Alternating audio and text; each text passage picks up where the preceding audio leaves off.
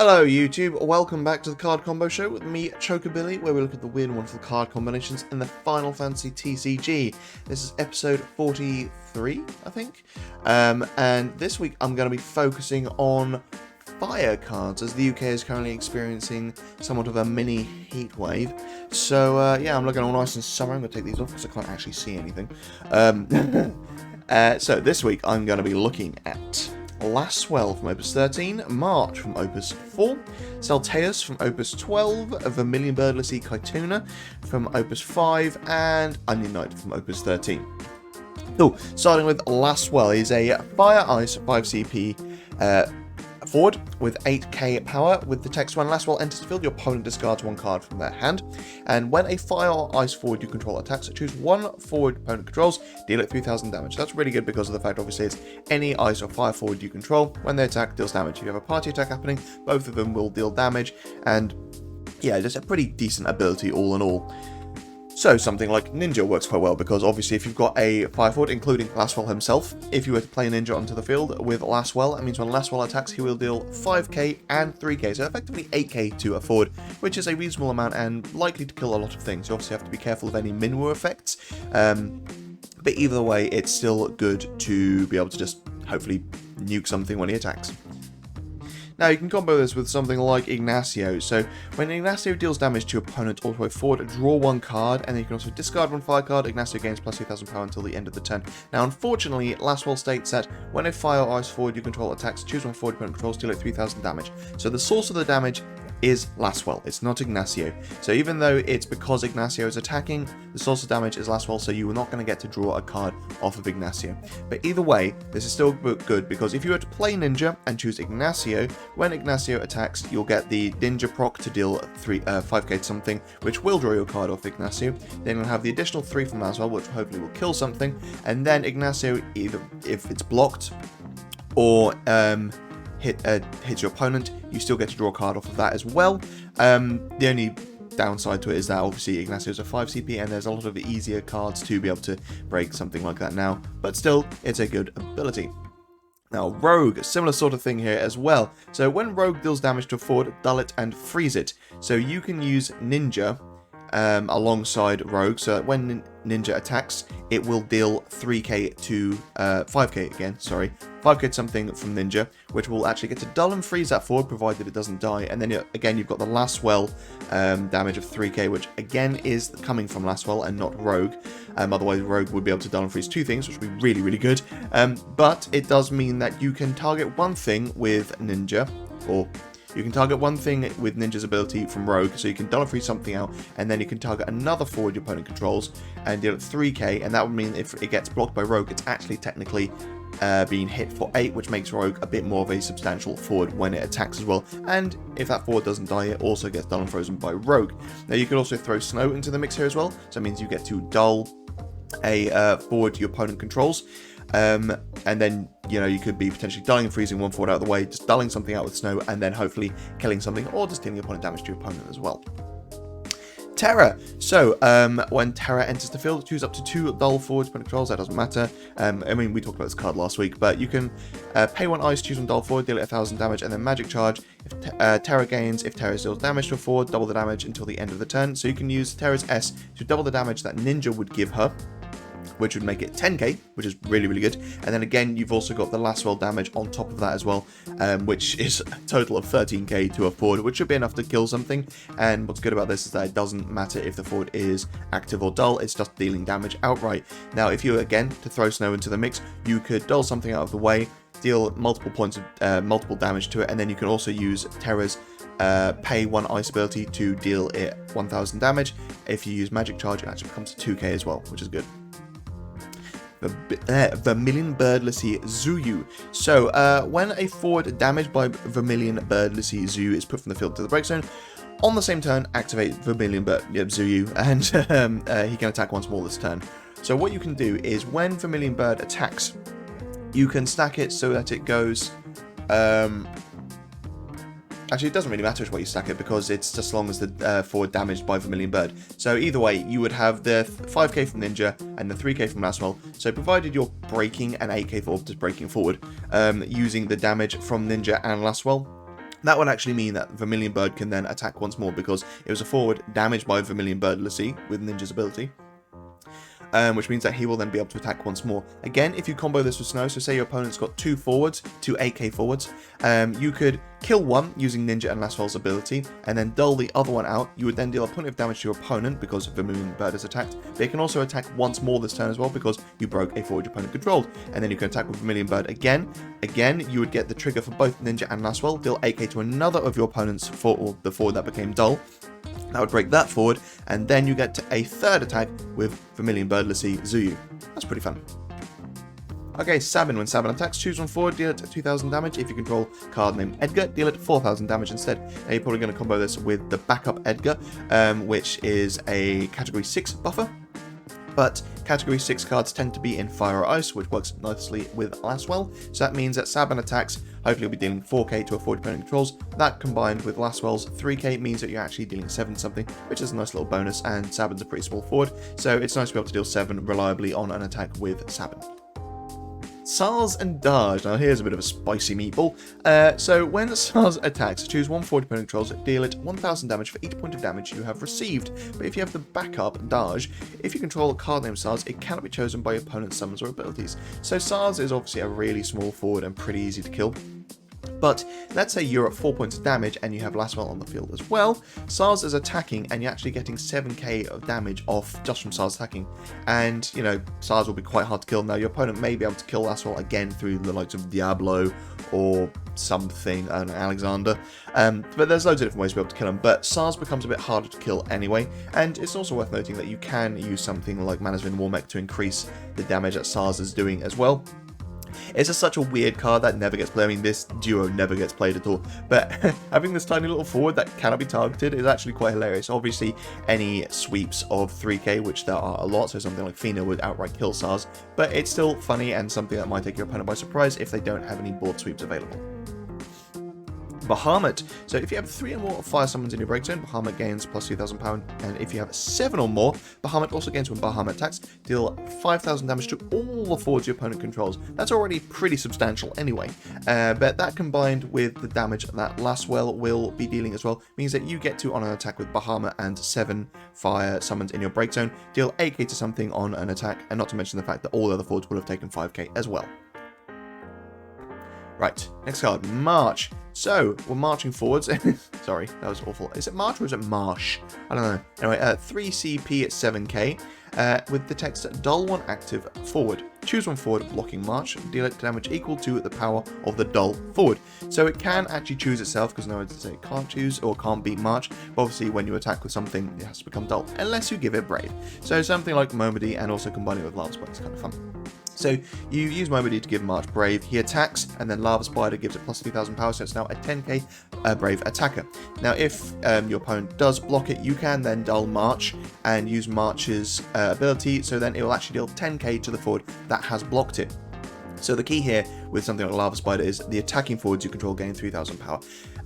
A forward is no longer considered an attacking forward once all damage calculation has been processed after a block has happened. So let's say Marche attacks, your opponent blocks, you both go, okay, that's been blocked then, and Marche takes however much damage, the forward it blocked also takes damage. At that point, it is no longer considered a attacking forward. So once all that processing is done, that's when his power will then go back down because of Lava Spider.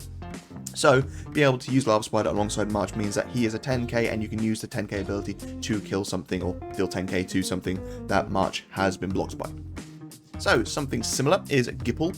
Obviously, Gipple does the best of both worlds of the previous combo. So, if Marche party attacks something, he'll gain Brave and plus 5,000 power, which is more than Lava Spider, and it's till the end of the turn as well, so that's pretty good.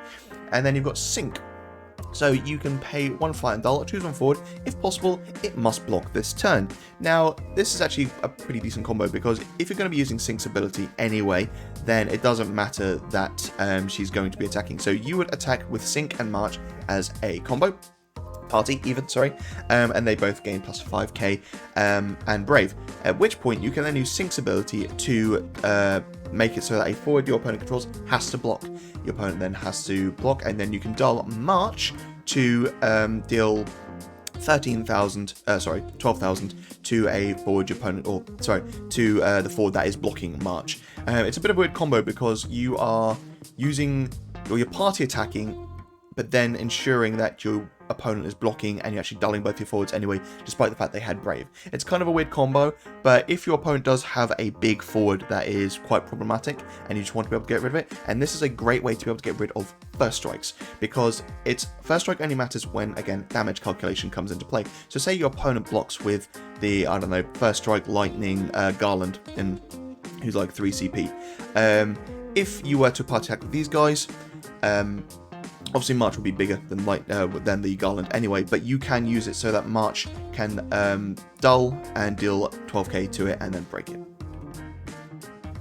Chelinka. So when Chelinka enters the field, choose one forward until the end turn it gains Brave, and this forward can attack twice in the same turn. This is more just a nice way to be able to get it so that your opponent wants to block Marche, because ultimately Marche's ability is good because he's being blocked, but if he's not being blocked then he's kind of useless. He's just a 7k forward.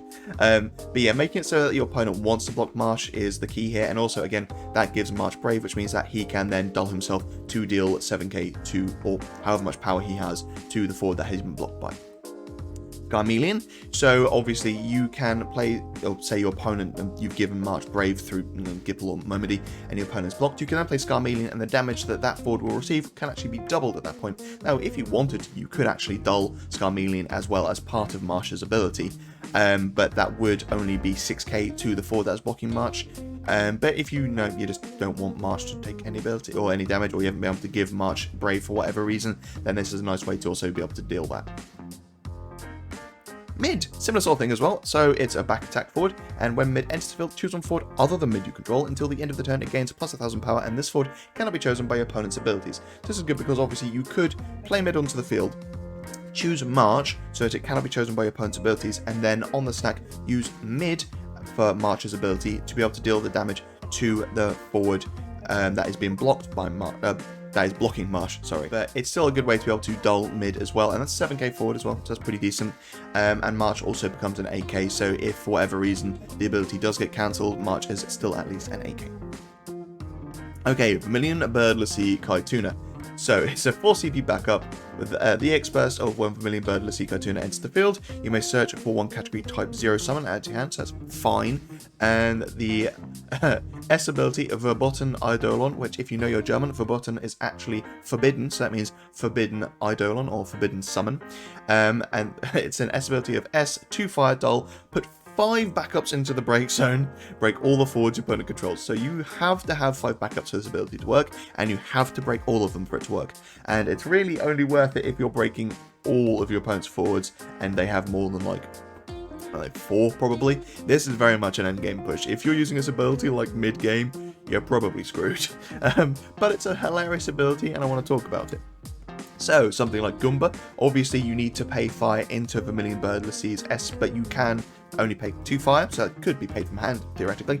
And then you can put the backups into the break zone. It also states, just put the backups into the break zone. It doesn't matter that they're dulled or anything, so you also could have used this already to be able to play some forwards onto the field, maybe a lot of haste forwards, because, you know, you're going for endgame push. But when Goomba is put from the field to the break zone, you may search one card named Goomba and play it onto the field dull. So it means that you're at least recurring a backup onto the field once you use Verboten Eidolon. Similar sort of thing with RG as well. So you can choose one forward, it gains haste until the end of the turn, so that's another good way to be able to go for the push. You can also choose one backup of cost 1 in your break zone, play it onto the field. So similar to Goomba, you're able to kind of recur a backup onto your field. Now it could be some in fire, you've got the Opus 13 Lasswell, so I could go onto the field. Now at this point your opponent wouldn't have any forwards to remove, but that's fine, it's still getting you back up onto the field, and don't think there's any good 1 CP lightning forwards. Obviously you've got all the summoners, and I think they're Geomancers. I can't remember exactly what their names were, but yeah, there's from Opus 1 there are lots of 1 CP backups, so you can still use something like that with that. And then you've got Thordan, so obviously Thordan can search you any card, so we can maybe search you the S fodder you would need for Verboten Eidolon. But you could also, when he's put into the break zone, you get to draw a card, so it's another way of being able to recur a little bit to your hand after putting all your backups into the break zone. Mirror. So when a category FFCC character other than Mirror you control is put from the field into the break zone, you may search for one category FFCC character of the same card type and add it to your hand. This effect will only trigger once per turn. So again, it's only triggering once. So even though you may have all your backups as FFCCs, obviously except for Vermilion Bird, Lasswell, Caetuna, you can search specifically another FFCC character of that type. So backup for backup. That's pretty good. Rampair. When Rampair is put from the field into the break zone, you may play one category 11 forward from your hand onto the field. There's lots, especially in fire, and especially in earth, and in lightning. There's lots for all things. But the typical play is to play the big Shantoto, which can then recur you something or break something on your opponent's field, but your opponent won't have any forwards, so you can actually recur Rampair back onto the field.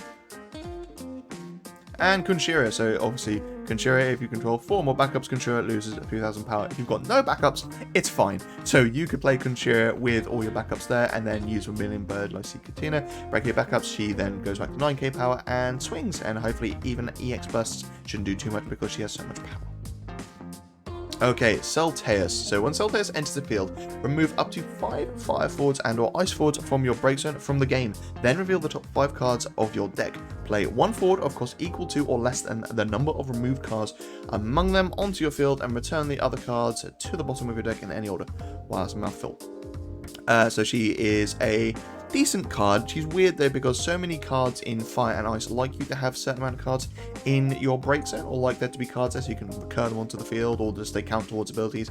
So her getting rid of those cards kind of works against that, but it also works with it as well because you need those cards in the break zone for Selh'teus' effect to work. It just depends. You have to weigh the odds. Am I willing to get rid of these cards as long as you're not planning on casting like something like Phoenix or Titania, where you've got a certain amount of monsters and card types in the break zone. But yeah, so Filia. When Filia enters the field, deal 10,000 damage to all the forwards. Filia deals you 1 point of damage. So if you are going for just the board wipe, you want to get rid of all your opponent's forwards, get rid of all your forwards as well, that's good. And then those forwards that get put into the break zone on your side can then be used towards Selh'teus' ability. Vine, so there's a couple of cards in Fire where it's just put it into the break zone, you're good. I think don't know if there's any cards in Ice which allow you to just put them into the break zone. Yeah, Irvine, you can just put them into the break zone, hopefully deal damage to something your opponent controls, and then you can remove Irvine from your break zone when playing Selh'teus, so it kind of works towards that as well. Zack, at the end of each of your turns, choose one forward opponent controls, discard 1 card from hand. If you do so, deal it 5,000 damage. So at the end of your turns, obviously you're discarding a card, provided your opponent has a forward, and they can be forwards, because sometimes you can be like, well, I want these summons for combat tricks, and I maybe need these backups for like an S ability or whatever. So discarding forwards always kind of feels sad as well, because you're going to need them to replace the forwards you've got. But if you're discarding them to go towards Selh'teus, it means that Selh'teus is actually bringing in another forward as well, hopefully. So realistically, you're discarding these forwards in the hopes that they will work towards getting you another forward. Black Waltz 3, so it's a famous old card that likes to do things when it gets put into the break zone, but this is, Ice has a lot more of these than Fire does really, but cards that like to be put into the break zone and your opponent doesn't want them to be put there. So playing lots of these cards where you're willing to just sack them off to put them there to then work towards Selh'teus, so you kind of get more for your money as well. It's also good because Black Waltz can actually get you a summon back to your hand, so you're still kind of recurring something into hand, and that summon doesn't work towards Selh'teus, so that's also fine. Magic Pot. So obviously you don't have to use Magic Pot on Selh'teus, although you can if you really want to, but Magic Pot is a good way to be able to put something on your field into the break zone, which can then later be removed for Selh'teus. And let's say you've got only 2 of a particular forward in your deck, you can use Magic Pot to take the first one, put it in your break zone, to then search the second one to bring onto the field, at which point you also know that when you play Selh'teus and you reveal the 5 cards off the top of your deck, they won't be the card that's already on your field because you know the other card is in your break zone. So that's good. But if you really wanted to, you could play Selh'teus, remove, I don't know, 4 or 5 forwards from your break zone and play a forward onto the field. You could then use Magic Pot to put Selh'teus into the break zone and then bring Selh'teus onto the field. Now, if you've got, again, more forwards, that's good. Selh'teus can also be removed from the break zone for Selh'teus' ability, so that's decent as well. But, you're going to want a lot of Ice and Fire forwards in your break zone for this. I mean, you're probably going to want about 10 if you're planning on playing any of 5 CP forwards. I mean, you could also construct your deck around this idea if you don't have any 5 CP, or not many 5 CP forwards, then it's not too bad, really. What's also good is obviously that Selh'teus, even though you have to remove fire and ice forwards from your break zone, the forwards you can play can be of any element. So going to something like Earth, which obviously has a lot of multi-element anyway, will probably be fine because you'll be able to play something Earth onto the field. And finally, Onion Knight. So when Onion Knight is put from the field into the break zone, you may play 1 card Onion Knight from your hand onto the field. You may also pay Fire and Wind, remove 3 card name Onion Knight from your break zone from the game, choose up to 3 forwards, deal them 9,000 damage. So that's a pretty good ability, actually. To be able to deal 9k to 3 different forwards is good. Now, obviously, you need those Onion Knight cards to be in the break zone, and, you know, if you're running an Onion Knight deck, that shouldn't be too hard. But yeah, still, be able to deal 9k to something, not bad. Or 9k to 3 things. Again, not bad. So Filia, you can use Filia to, again, wipe the board, and that means Onion Knight gets put into the break zone, at which point you can play another Onion Knight onto the field. So you're still kind of gaining something, and it could be a haste Onion Knight as well, which means that you are able to then attack after clearing your opponent's field. Chalenka, a lot of similar cards, making it so that Onion Knight has to be blocked, or not has to be blocked, sorry, making it so that your opponent wants to block Onion Knight. Again, you could use something like Sync as well, like I mentioned earlier with Marche. But yeah, make it so that your opponent probably wants to block it, because getting 2 attacks off every turn can be very frustrating. And obviously once he's blocked, he probably gets broken, put into the break zone, at which point you can then play another one onto the field as well. Now, it might be a case that you actually attack twice with Onion Knight, deal 2 points of damage to your opponent, and then you can, without leaving your attack phase, break your own Onion Knight. So maybe just attack him with a summon, I don't know, or use something like Fanfrit. You can put Onion Knight into the break zone and then play another haste Onion Knight into the field, and then that can attack once more as well. The Mega Sisters, so this is referring more to his action ability. So when Mega Sisters enter the field, you may search for 1 card and put it into the break zone. So Mega Sisters come into the field, you search yourself an Onion Knight, put that into the break zone, at which point you can then remove 3 Onion Knights from your break zone, pay a Wind and a Fire, and deal 9k to 3 forwards. Meath. When Meath enters the field, you may discard 1 card. If you do so, search for 1 forward at the same cost, discard it, and add it to your hand. So similar sort of thing here. You could play Meath to discard maybe an Onion Knight, to then search another Onion Knight to play Onion Knight into the field.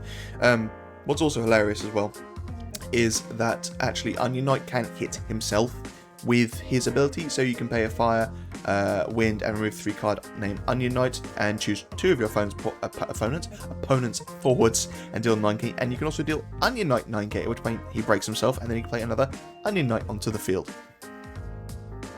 So you could do something like this. So let's say your opponent has a 10k, 11k forward.